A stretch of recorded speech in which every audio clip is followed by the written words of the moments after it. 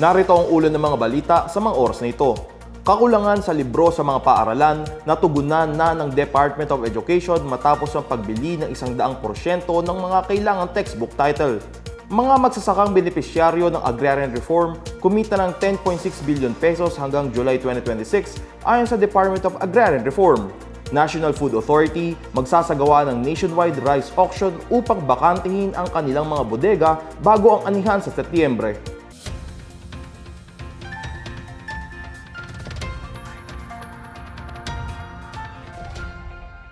Ako po si John Dalistan para sa PNA Headlines.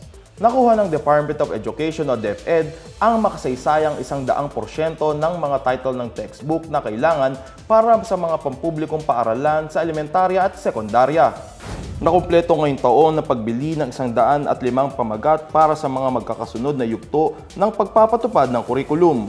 Sakop nito mula sa Grade 1, 4 at 7 at Senior High School noong 2024, Grade 3, 2, 5 at 8 noong 2025 hanggang grade 6, 9 at 10 ngayong 2026. Dahil dito, natugunan ang problema sa pagkaantala ng procurement ng mga libro na nauwi sa kakulangan ng aklat sa mga paaralan. Sa ulat ng Second Congressional Commission on Education o EDCOM-2, 27 lang sa 88 pamagat ang nabili ng DepEd mula 2014 hanggang 2023. Ayon naman kay Education Secretary Sani Angara, napabilis ang procurement dahil sa pagbabago sa mga patakaran tulad ng paglimita sa panahon ng proseso, mandatory blind content evaluation at pag-alis sa paulit-ulit na pagsusuri. Susunod ang pamamahagi ng lahat ng 105 na aprobahang printed at electronic textbook titles para magamit na sa mga silid-aralan sa buong bansa. Umabot sa 10.6 billion pesos ang kinita ng mga agrarian reform beneficiaries hanggang Hulyo ngayong taon ayon sa Department of Agrarian Reform. Sa ginanap na press conference sa lingguhang forum na sinasagawa ng Philippine Information Agency sa Quezon City ngayong Miyerkules, sinabi ni DAR Undersecretary Rowena Nina Taduran na mayroon ng mahigit 400 agrarian reform beneficiary organization ang nasasaklaw ng Partnership Against Hunger and Poverty Program o PAHP. Natulungan nito ang mahigit 13,400 na mga benepisyaryo sa 79 na lalawigan at 17 rehiyon sa buong bansa.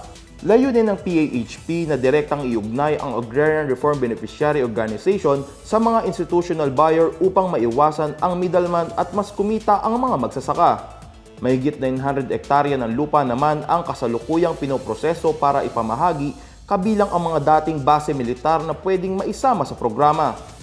Bukod dito, inaayos din ng ahensya ang kanilang mga patakaran sa ilalim ng Agrarian Justice Delivery Program para mas mabilis na maresolba ang mga kaso lalo na sa paggamit ng electronic filing at delivery ng mga notice.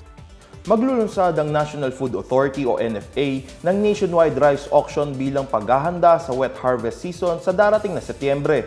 Ayon kay NFA Administrator Larry Lacson, plano ng ahensya na magbenta ng 37,000 metric tons o 1.18 billion pesos na dekalidad na aging milled rice sa ikalawang round ng bidding. Target ng ahensya na makabili ng 500,000 metric tons ng palay mula sa mga lokal na magsasaka at makalikha ng dagdag na 6.8% na espasyo sa bodega. Samantala, inaprubahan naman ni Agriculture Secretary at NFA Council Chairperson Francisco Tiu Laurel Jr. ang pagtaas ng presyo sa pagbili ng wet palay sa halagang 21 pesos kada kilo upang matiyak ang kita ng mga lokal na producer. Ibinalita ng ahensya na nakapagbenta na ito ng 64.5 million pesos na halaga ng bigas habang nasa mahigit 1 billion pesos pa ang natitirang stock para sa negotiated sale.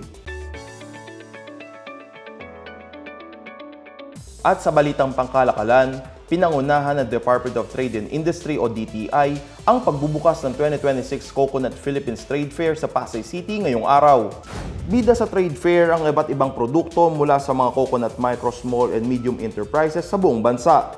Nagsisilbi rin itong lugar para sa mga negosyante, magsasaka, mananaliksik, government agencies at industry partners upang gawing innovative, sustainable at diverse ang produktong niyog ng Pilipinas. Kabilang dito ang mga bagong gamit at aplikasyon ng mga coconut-based product para sa health and wellness, personal care at home and lifestyle. Ibabahagi naman ng Philippine Coconut Authority ang mga programa at serbisyo para sa mga magniniyog at iba pang stakeholders sa industriya. Tatagal ang trade fair hanggang Linggo, August 30. Samantala, Naghahanda na ang Department of Agriculture Northern Mindanao ng mga hakbang upang protektahan ang mga magsasaka sa inaasahang pagtama ng El Nino bago matapos ang taon.